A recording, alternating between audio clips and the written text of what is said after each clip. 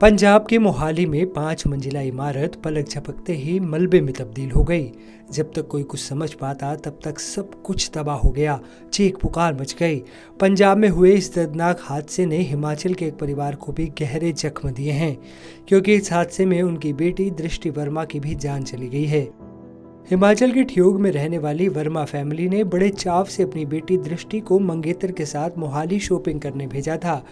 दृष्टि कपड़े बदलने के लिए सोहाना की इसी बिल्डिंग में गई थी। बाहर गाड़ी में उसका मंगेतर इंतजार कर रहा था, लेकिन तभी धमाके जैसी कुछ आवाज हुई और बिल्डिंग जमी तोच हो गई। कल एक अनफॉर्चुनेट हादसा हुआ है मोहाली के सोहाना एरिया में। एक 3 मंजिला बिल्डिंग गिर गई। उसके इमीडिएट बाद सिविल प्रशासन, पुलिस प्रशासन एक्टिव हुआ है।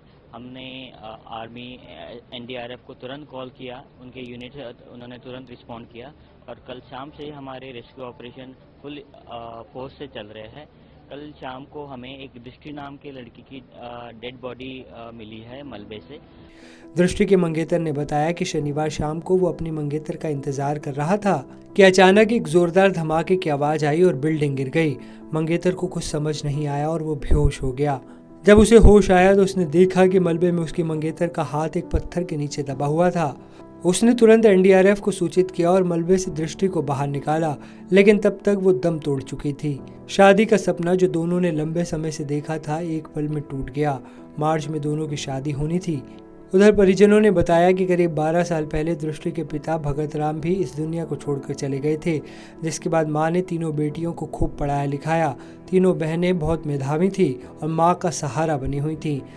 लेकिन दृष्टि के साथ घटी दुर्घटना के बाद घर पर दुखों का पहाड़ टूट पड़ा है।